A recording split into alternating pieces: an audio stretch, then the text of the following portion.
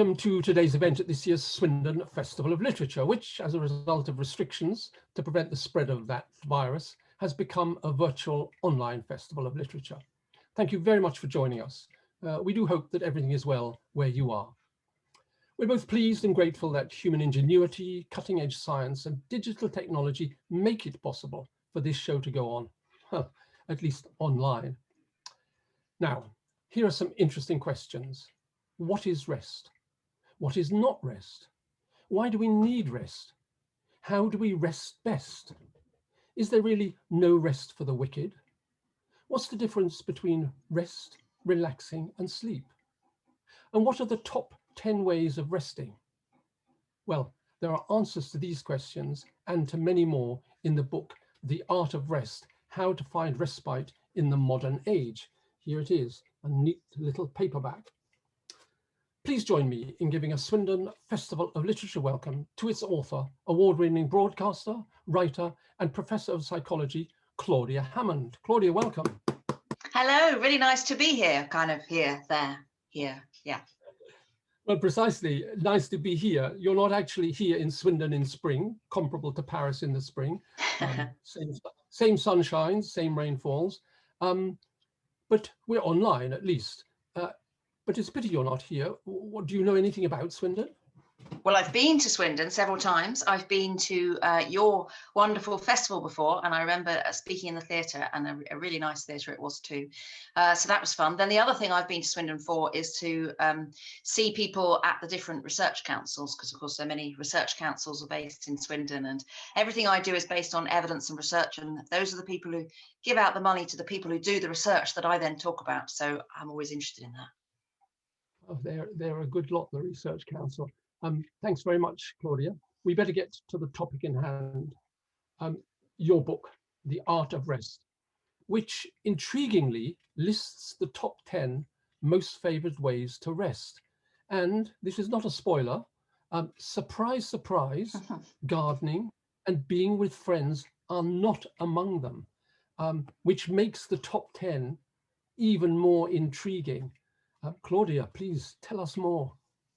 Yes, so I will reveal what some of those are. So yes, I'm going to talk about the art of rest and in a sense, the science of rest as well. And when I'm talking about rest, I mean wakeful rest, the kind of thing you do when you're awake, so not having a nap. And I want people to think more about the way they rest and the impact it has on them. And maybe especially the impact it might have had on people during the last year. Now, I'm afraid this is not a charter for laziness, so I'm not saying we should all just lie around as much as possible, but it is a call to value rest more and to take it more seriously, and to look at what the evidence can tell us about the rhythms of rest and activity in our own lives. And I know that most of us these days think that modern life doesn't give us enough chance to rest. We are overwhelmed by to-do lists. We know that half of sick days that are taken are due to work-related stress. We know there are all the things that we have to do on top of, say, working or caring for others, looking after children or other relatives or friends. There are all these other things as well. It sometimes gets called life min these days. And as well as that, so there's bills to pay, pipes to mend, or things like that to do. But on top of that, there are the standards we set ourselves to maybe keep fit, to look a certain way, to learn new things, to learn mindfulness, to learn a new language, to learn a piano. I thought this was very noticeable at the start of the pandemic. In the first lockdown, there seemed to be a sense that you should do lockdown well, particularly if you've been furloughed. Then what you must do is learn to make brilliant sourdough bread and to use your time well, when I think just getting through all this is enough really, without putting more pressures on yourself. But in a sense, there are so many standards we're trying to keep up with, as well as the things that we have to do, that people can feel overwhelmed with the amount. But we know that relaxation and not doing all these things is good for us. It's good for us physically. It reduces blood pressure and heart rate.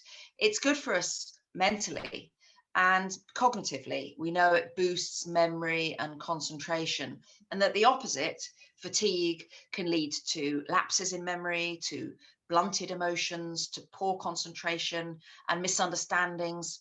poor judgment and even accidents. So what I think is that we need to give ourselves a break, and there is plenty of evidence for why breaks are good for us, but they are, I think, getting rarer. So these days, when people are back in offices or were in offices, etc., it's quite rare, really, for people to take a whole hour for lunch. It almost needs to be your birthday these days for there to be an excuse for you to have an hour's lunch break. It's the case that secondary schools used to have breaks in the afternoon. Now only 1% of secondary schools in the UK have an afternoon break. So I think that breaks are getting rarer, but they shouldn't be. A study from South Korea found that even 2-minute micro breaks could make a difference. So if they got people to go and make a drink and bring it back to their desk, or stare out of the window for a while, or just lean your head back in your chair and shut your eyes for 2 minutes, they got people to do all of those things. And they found an hour later, people's concentration levels were still higher. And more than that, if they'd taken these breaks throughout the day, their well-being levels were higher at the end of the day too. And the difficulty is that particularly when you're busy, which is the time you would most benefit from a break, it's very tempting to not take that break. There's German research showing that when people are up against a deadline, they put as a reward their break in a way. So they decide, well, I'll get all this done and then I'll go and make myself a cup of tea. When what you should be doing is doing that the other way around, because making that cup of tea will then help you to be more productive to meet your deadline that you're trying desperately to meet. So we know that breaks have the biggest effect on the most demanding days, but the most demanding days are the exact days when we don't let ourselves do that. Breaks can also help our memories. There's some fascinating research from a researcher in Scotland called Michaela Dewar. And she got people to memorize words and then either rest in a darkened room for 10 minutes or do another simple but activity that would require some concentration, some sort of word games for 10 minutes instead. And then she asked people how many words they could recall. And people recalled significantly more if they were allowed to have the break before they had to recall those words again. But what was really amazing is that she then did this with people with amnesia. People with amnesia can't make new memories, so it's very hard for them to learn a list of words. And normally, people with amnesia could only get 14% of a list of words that they were given and remember those later. But if they had the break in the darkened room, their scores went right up to 49%, which is a really remarkable difference just for having a break. And she found they helped with tests of insight as well. So breaks would make a difference here. And insight within psychology is something,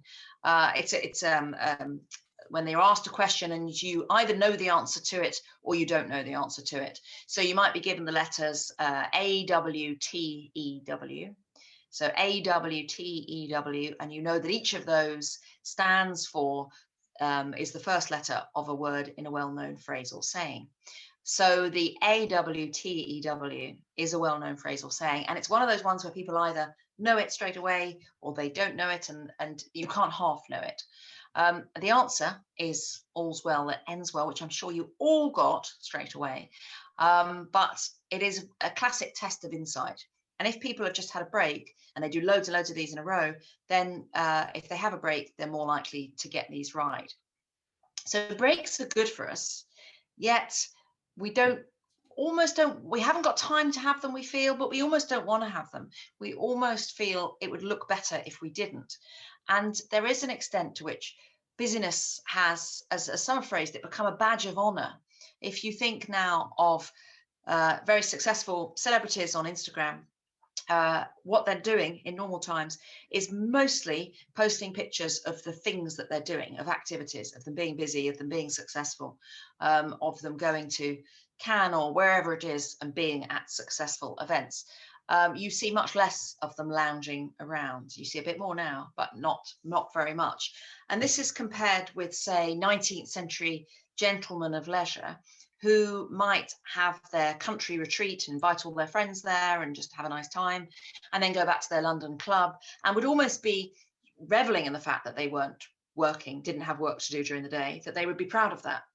And now it's the opposite. We want to look as if we're working, and we want to look as if we're busy. But as the problem is that we do think that busy people are better. So there's a researcher called Sylvia Bellessa who did a study with a fictional woman called Sally Fisher. And she gave people Sally Fisher's Facebook updates and asked them to judge her. And they were very simple updates. They said things like, I've got an hour for lunch. Wednesday, 1 p.m, an hour for lunch now. Friday, 5 p.m, that's me done for the week. I've done all my work. And then there was another version of Sally Fisher that other people were given the status updates of. And this was busy Sally Fisher. And busy Sally Fisher would put on Wednesday at 1, got to grab a quick sandwich, no time to stop for lunch. And at 5 p.m. on a Friday, she'd put, I'll be here for hours yet, loads more work to get done. So there was busy Sally and there was less busy Sally. And then they asked people what they thought of her, just based on these posts. Now, they didn't say that her posts were really a little bit dull and you shouldn't really bother with the status update if it's just saying that you're going to have a sandwich. But there we are. Instead, people said that they thought that busy Sally was a faster worker, was better at multitasking and had a more meaningful job. And they read this into just the fact that she was working longer hours than the other Sally. So we do, unfortunately, think it's good when people are working hard. And that, of course, can lead to the presenteeism problem that you see in some places. Now, there are some cultural differences. So the same researcher did a study with Italians and Americans. And she gave a fictional person called Jeff for the Americans or Giovanni for the Italians. And sometimes there was a version of him who had lots of free time. And sometimes there was a version of him who worked very long hours.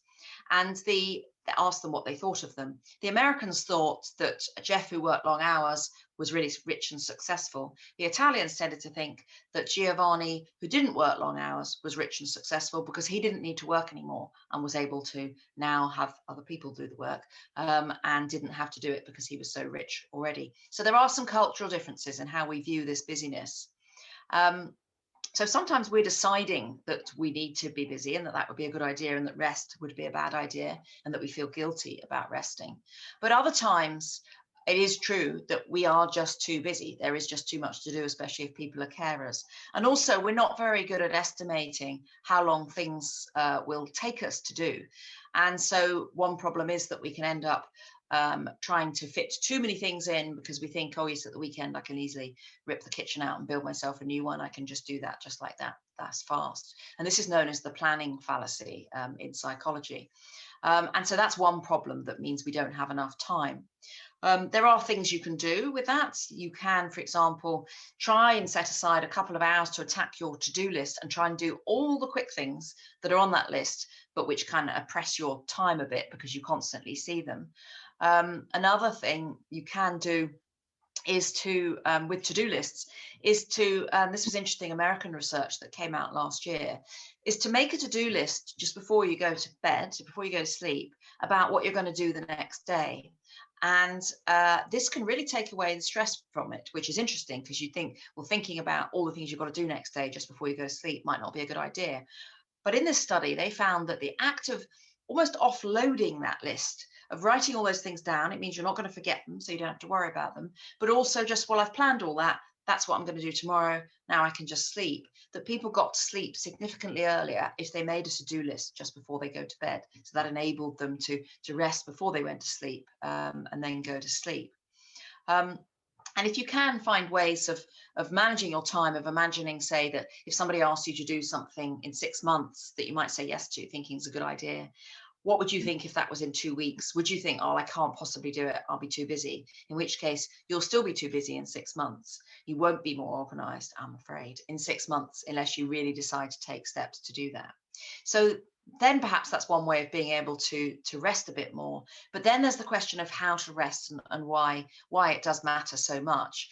So this book that I've written came out of a 2-year residency, not full-time, I should say, wasn't resting all the time, at the Wellcome Collection in London. So a group of us applied to be residents on the top floor of this huge building, to look at a topic in detail. And to our surprise, a group of us who applied, we won that grant, and we got all sorts of composers and poets and geographers and historians and writers, all sorts of different people to come together and to look at the topic of rest in very different ways. And everyone said, oh, that'll be really easy. You'll just get to lie around. We didn't just get to lie around. We did acquire a hammock, which was very popular with visitors who came to us. They were always lying in the hammock. We didn't so much. And we did all sorts of things. There were concerts and events and all sorts of things. But what I really wanted to know was, well, what do a lot of people think rest is? We use this word all the time, but what does it really mean? And so with psychologists at Durham University who were part of the residency, they created an online survey called the Rest Test.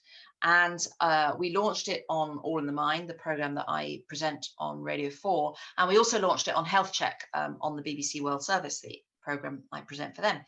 And we waited to see, well, would people be interested in the topic of rest or not?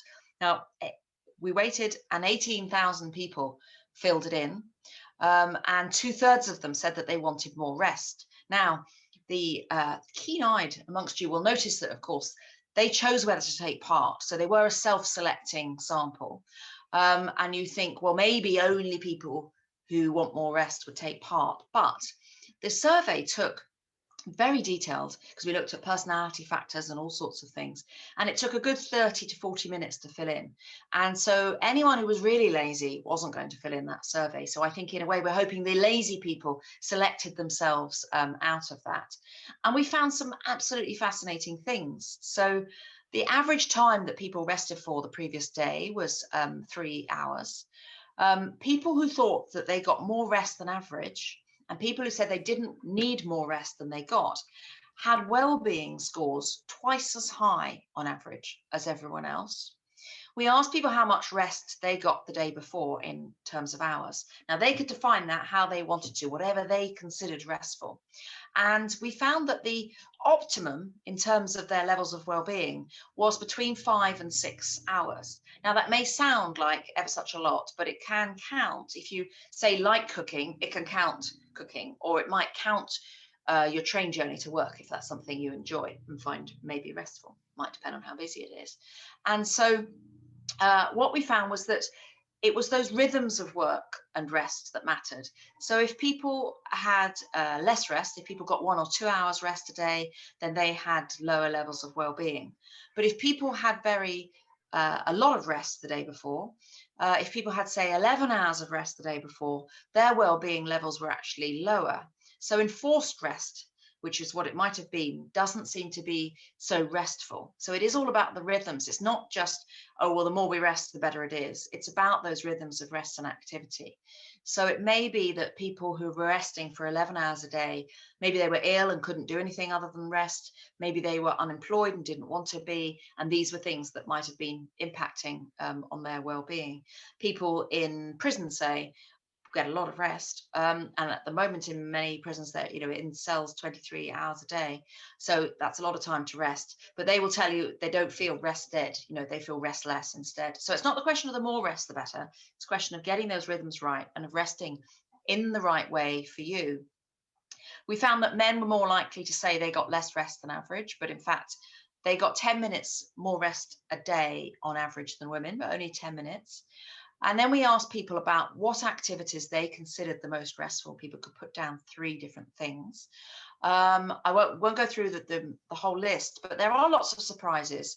As Matt mentioned about what doesn't appear. So gardening wasn't in the top 10, nor was eating, nor was chatting with friends, nor was socializing, nor was spending time with pets. So those came in the top 20 or the top 25, but they weren't in the top 10.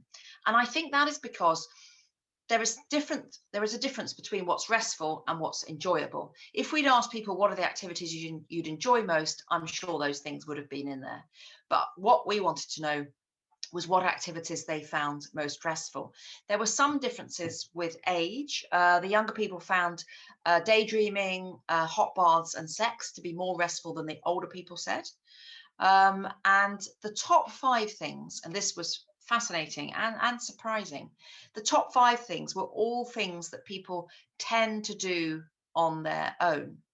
And again, I think that's because being with other people is lovely, and particularly now that we miss it, it's lovely. But however much you love those people, it is tiring to an extent. You have got to take them into account at the same time. You've got to think about their needs and what they're thinking. What are they thinking about you and what you're saying? It can be hard work. Whereas being on your own, if you're choosing it, so it's not loneliness. If you're choosing it, is less hard work. So I thought it was fascinating that those top 5 were that way. Now, the bad news is that resting isn't always easy. So it can be something we yearn for, but then find frustrating or guilt-inducing. And interestingly, it can be quite active. 38% of people put down going for a walk. Another 8% put running. And there are people who feel they can't rest their whirring mind and those thoughts going round and round until they have exerted their body. So they feel that is what they need to do in order to really get that restful feeling. And in fact, something like, say, doing nothing is quite hard. The French philosopher Pascal said all of humanity's problems stem from man's inability to sit quietly in a room alone. And it is so hard that in one experiment, some of you may have heard of this experiment. It was done by Timothy Wilson at the University of Virginia. He got people to sit on their own in a room. There was just a table and chair. They weren't allowed to go to sleep. They didn't have a phone or anything to read or a pen or anything. And they just had to sit and be with their own thoughts for 15 minutes.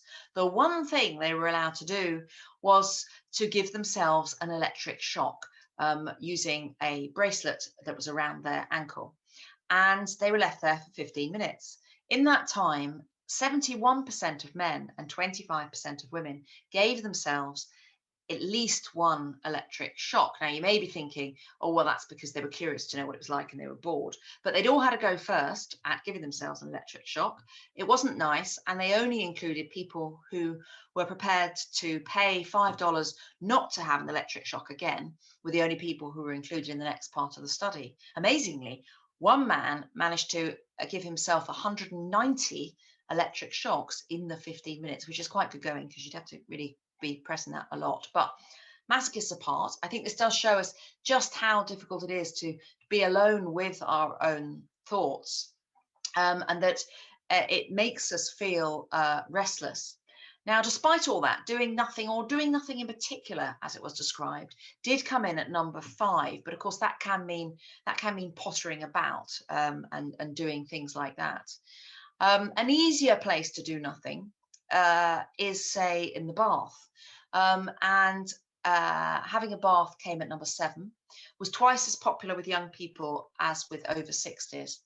And I think what is interesting about a bath is it allows you to rest without feeling too guilty because, well, you need to get clean. So it's an important thing to do. You hopefully aren't interrupted too much. And so you're left in peace and you're able to do nothing, but you don't feel restless in the same way because you're like there's water to look at and feel and things to do.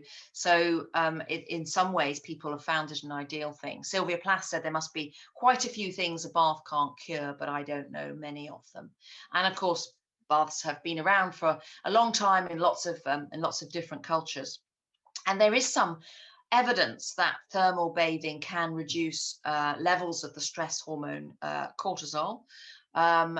These studies have often been done in thermal baths where there are particular minerals in the water. We don't know whether it's the mineral properties or whether it is just the being in the water or the chance to slow down that is making the difference. There was an interesting study done of Lithuanian seamen in 2014, and for 15 minutes a day for 2 weeks, I love a hot bath, I'd like to be in this study, they got to sit in hot, salty, geothermal water from a bore that came from more than a mile underground. Another group did nothing, and another group had music therapy. And the people who had the baths ended up with lower blood pressure, improved joint mobility, and higher mood, more positive mood and well-being levels, just from having this 15-minute a day lovely hot bath for 2 weeks. And there have been studies as well using hot baths for people with depression, where they compared having aerobic sessions with having a hot bath in the middle of the afternoon, which feels very lovely idea. And it was a 40-degree C hot bath, so it's topped up. And afterwards, they had 20 minutes wrapped in a warm blanket with a hot water bottle, which all sounds lovely and cozy. And it was equally effective with doing aerobics at that time, which is interesting. And it does seem that for some people, their insomnia might be caused by difficulties in regulating temperature, and that having a hot foot bath before bed, but not too close, or heated socks can help with that. Because what you want when you're trying to fall asleep is for your temperature to be falling. So if you have a bath earlier on, then when you go to sleep, your temperature is falling. But ideally like more than an hour before you go to bed, so that you're not baking hot when you get there, because that could make it harder to get to sleep if you're too hot. And one study found that, in case you're wondering, bubble bath made it more relaxing, possibly because that would keep the heat in. Now I won't count down all the top 10 activities now, but I will tell you what was number one, the number one most restful activity voted for by 18,000 people. And it was reading. And now what is interesting here is that reading has almost accidentally been studied for its relaxing qualities. And it is surprising in a way, because we know that reading, I mean, we're at a literary festival, so we all love it, but we know it involves some effort. It involves some concentration and some cognitive effort. And you've got to look at those words and make sense of them and relate them to what you've read before. And yet it came top of restful activities. And we did wonder whether are people just trying to look good by saying this, but they were also prepared to put down that they like doing nothing. So I think that's okay. And when I say it's been studied accidentally, it's sometimes been used in experiments as the control condition. So say there's a study on yoga or Tai Chi, and they want to look and see how relaxing that is. They need to compare with another group doing something different. So they often use reading, and have accidentally chosen something really, really relaxing. So in these studies, you find reading comes out equally with yoga and Tai Chi, when I'm assuming what they were hoping was to prove how very relaxing those are. But actually, they're all relaxing, and so is reading. And what's interesting is that, of course, we're not always concentrating when we're reading. And we can tell from studies looking at tracking people's eyes going across the page. If you're not concentrating, we've all had it where you read all the way down the page, you get to the bottom and you think, I haven't taken any of that. And you go back to the top and you start again, you do it again and again. And then maybe give up because you realize you're too tired. But that is known slightly judgmentally within psychology as mindless reading. And you can tell whether people are doing it because their normally our eyes slow down if we get to a long word or an unfamiliar word. But if you're doing mindless reading, it just carries on going at a rate like that. So from that, we can tell that quite a lot of the time people are not concentrating, which is fine. Even if you're reading my book, I will allow that because it means you're daydreaming instead. And that one of the advantages of reading might be that it's a really good jumping off point for daydreaming, and that daydreaming, as long as you're not thinking about negative ruminatory thoughts that upset you, is a useful thing to do and a thing that makes us feel better. So everything I've talked about is based on evidence, and I'm really interested in everything I do being based on good research there. And so, and I do end with tips on how you can find the perfect prescription of rest for yourself, to find the ideal combination of activities or inactivities that give you solitude, distract you, allow your mind to wander, and give you permission not to achieve for a while. So whether you've been concentrating hard on what I'm saying now, or whether you've allowed your mind to wander, that's absolutely fine, because you've been resting by doing this, and that's a good thing, and there's something worth striving for. Claudia, thank you very much. Listening to the talk is like watching TV, which came in at number 9 on the list. And I quote, requires almost no mental effort, which is interesting because actually it depends what's on. One could be taking notes in something. It just depends what's on. And of course, as a festival organizer, I'm delighted that reading came top. And your top 3 were actually very interesting. We've got a lot of writers talking about the value of kind of nature bathing and walking and so on. That was at number 2. And then writing and reading are both usually solitary activities. And there is being alone at number 3. You know, keeping quite a few other activities, music and so on, which is surprising, further down the list. But I want to ask you, dictionary definitions of rest are various, but one sort of notion of it that all seem to agree with is that it's the break from something difficult or stressful, some sort of break. Now, I wonder what the difference is between rest, relaxing, and sleeping. And it's hilarious when you talk about not being able to relax in a hammock, getting into it, getting out of it, and everything being squashed up in it. But the notion of a hammock is that you are relaxed and you are resting, and you could even sleep in it. But what is the difference between resting, relaxing, and sleeping?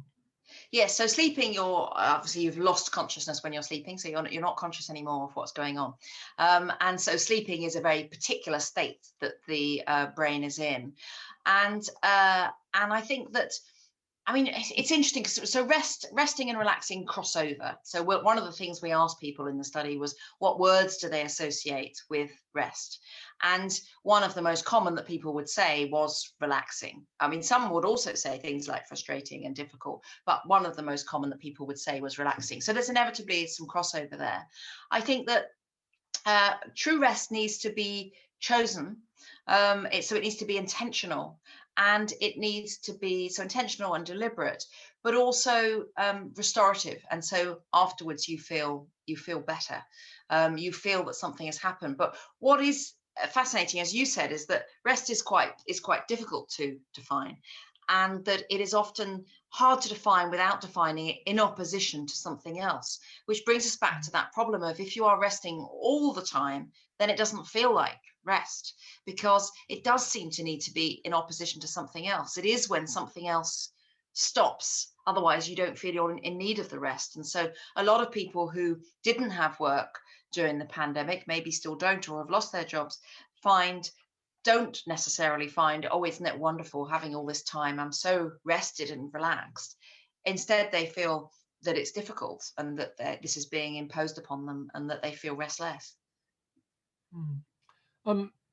Thanks, Claudia. I mean, I could use all our time just talking about the reading and why it came top, and whether reading, in reading being there, it also counts being read to, which is a lovely, lovely experience.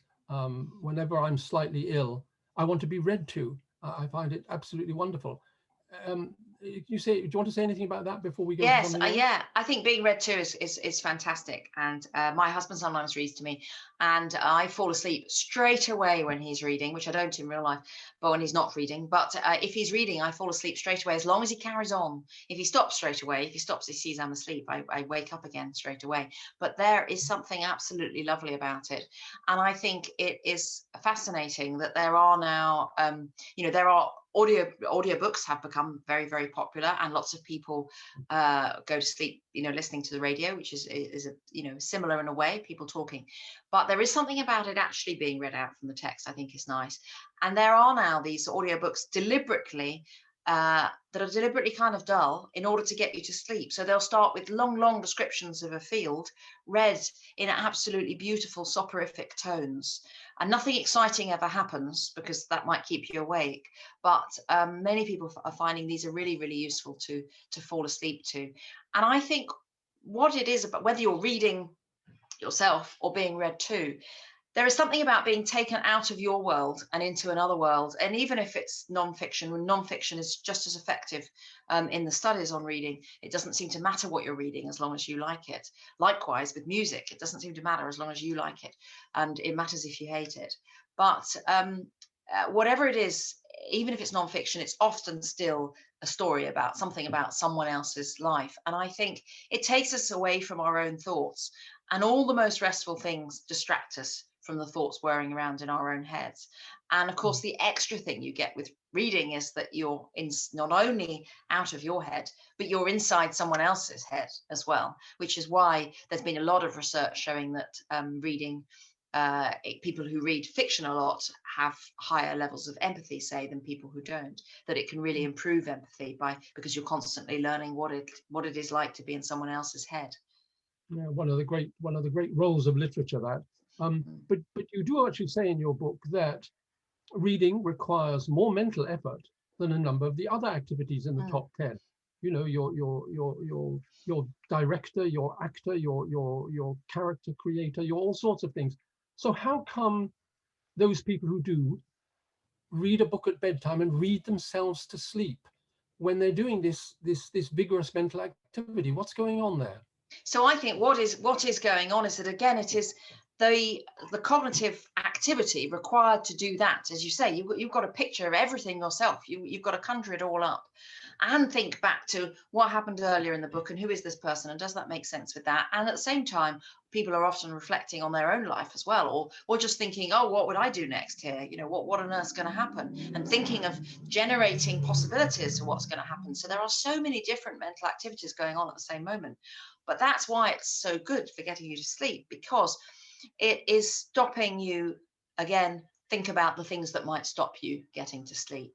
And so these persistent worrying thoughts are the thing that will make people feel stressed so often, is that we're constantly questioning things in our head. And particularly if people are experiencing anxiety, which stops them sleeping, or experiencing depression, then they are questioning maybe, you know, the thing that, did they upset somebody by saying that to them, going over and over it in their head, or worrying about what might happen in the future and imagining bad things happening. If you're reading, it distracts you from all of those things. And so then you can then fall asleep, even though you're making an effort, if you know what I mean. Even though your book, thanks, Claudia, even though your book isn't a how-to book, in its subtitle, you do say how to find respite in the modern age. And you know how nowadays we can get recommendations on how many paces a day and what a good distance it is to run, depending on your weight and your age, 5 kilometers or 10 kilometers, and all sorts of recommendations of how to stay healthy or how to look after yourself.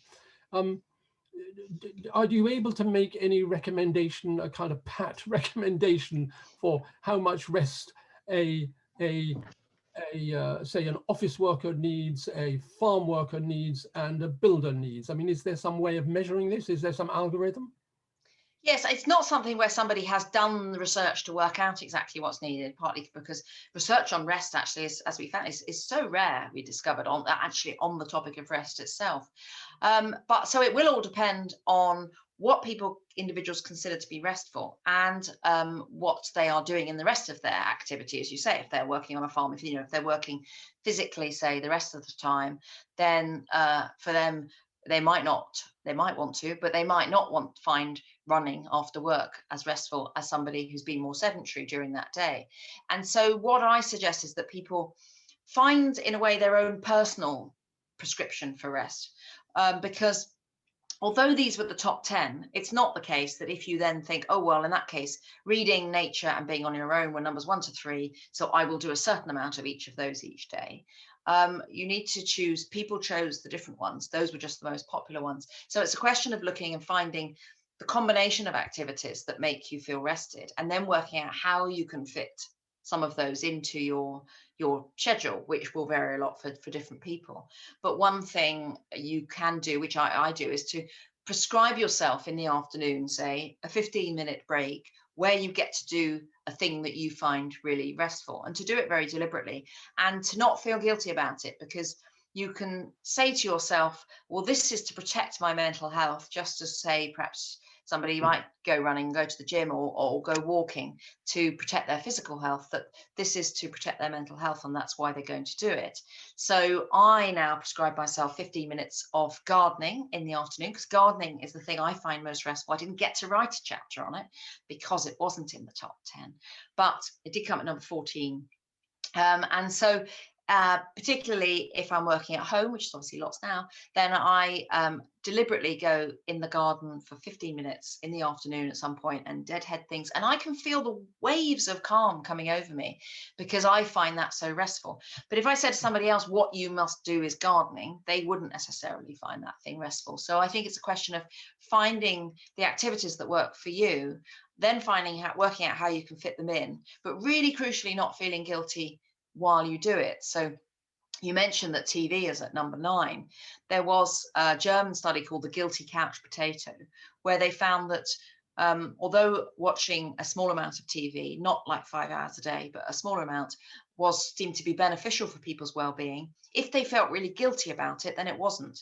It almost cancelled out the benefits from it. So I think what we need to do is to, when we are resting, not feel guilty about those times when we're going to do that, and to say, well, this is good for me physically and mentally, so I'm going to do it. I'm very reassured to hear you say that, the person who's done all this research, and that you've mentioned outside being a key factor. So you mentioned gardening, but you actually say outside. And I'm pleased to say that I do 15 minutes a day as often as possible, but I always try to do it outside, because I find that if I do it on a settee or somewhere, I go into some deep sort of clammy-eyed slumber, which I find very hard to get out of. Whereas if I do it in the garden, even if there are raindrops kissing my cheeks, I hear some bird song, I get some gentle breeze, and there's something about that, something strokes my skin that makes me feel still connected, but I just drift off. I have little thoughts, things flying around that aren't deliberate, they just come and go. And I find it's an amazingly restful way to, or amazing way to have a rest and come out invigorated. And I almost, when I can't do it, I feel something is wrong with the rest of the afternoon. Because you've not had your break. Yes, yeah. And are you sleeping then? Are you actually napping, or are you awake? I can't. When I last mentioned this at the festival, it was with Mark Williams, the guy who does mindfulness at Oxford, and he said, "You're doing mindfulness." So I said, "Well, hang on, don't give it a name. I'm just sitting. I'm sitting in the garden." Listen, less about me and back to you.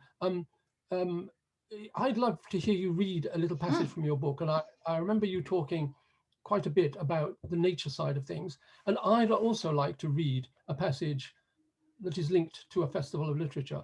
So maybe I'll do mine first, and then we end with you. Is that all right? Yes, of course. Yeah. Mine is just celebrating that research has shown that reading is the thing to do, and it come out at number 1. We read a book at our pace and in our own way. This means we can take control of the emotions we're experiencing. If a horror story gets too frightening, we can put the book down. If the suspense in a spy thriller is all too much, we can cheat by reading the end of the story. And because along with the author, we co-create the characters in our minds, we can decide how scary to make the villains or how brave to make the heroes. We can invent a street that's just like ours and imagine the action taking place close to home if we want to. We can make the characters look like people we know, or we can make it all as alien as we like. The author sets the boundaries, but within those boundaries, we have a large amount of creative freedom ourselves. In other words, what I feel you're saying is reading is a creative activity, and restful at the same time. I think it's definitely a creative activity. Well, thank you for saying that. Your little reading, Claudia. Yeah. So this is from the chapter on spending time in nature. So it's near the end, because I count down backwards on a sort of top 10, like chart style, down from 10 down to number 1, and this of course comes at number 2. And there've been lots of speculation about why being in nature might be good for us, not all of which I agree with, but I think that this bit might hold a key to what it is that's so powerful about nature. Over the years, I've interviewed several astronauts, and each one has told me the same story, how they took books up to space to keep themselves occupied during their rest time, but barely opened them. The reason? The view out of the window. They could not resist spending every spare moment looking back at the Earth. Michael Lopez Alegria, who undertook 3 shuttle missions as well as living for 7 months on the International Space Station, told me about that moment when the view of the Earth from space is first revealed. There are these incredible amounts of energy that result in very, very strong forces on your body, ending in a very abrupt stopping of the motors, where it's like slamming the brakes on in a car. You've been head down, looking at instruments and displays until that moment, and now you finally have a chance to kind of look up.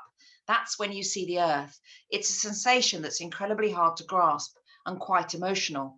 It's really very impactful to see the place where the entirety of human history has occurred below you, looking a lot like it does on maps and globes, but actually being real. There is a sense of the vastness of the Earth and the population of humanity compared to the 7 of us on board at the time.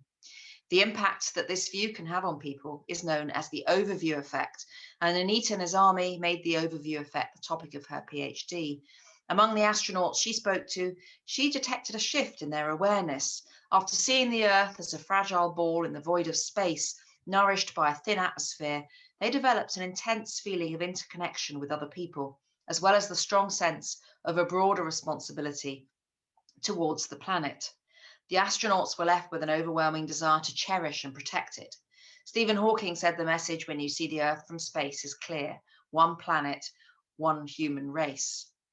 I wonder whether positive experiences in nature do something similar, reminding us that in the scheme of things, we're small and insignificant, and allowing us to put our day-to-day concerns into perspective. When out in nature, the world can feel whole and still, giving us a chance to experience a deeper sense of reflection. And so I think that this is why being out in nature is so powerful, that it puts things into perspective for us, and that can allow us to feel more rested, and again to stop those thoughts and worries whirring around in the same way, because we're out there looking at what is going on around us that doesn't care about those thoughts, and it will carry on, and it carries on going whatever we do. Thanks very much, Claudia. You know, we've had 3 other authors at the festival who echo your thoughts, so that's tremendous to have that reassurance at the festival. Now, listen, folks, if you want to see if your favorite way of resting finishes in the top 10, this is the book to get. And bear in mind, it's a good idea to get it because reading is at number 1. So you get and you get a restful activity. The Swindon Festival of Literature says, Claudia Hammond, thank you very much. Well, thank you so much for having me, and I've really enjoyed it, and I hope the rest of the festival goes really well, and thank you for having me.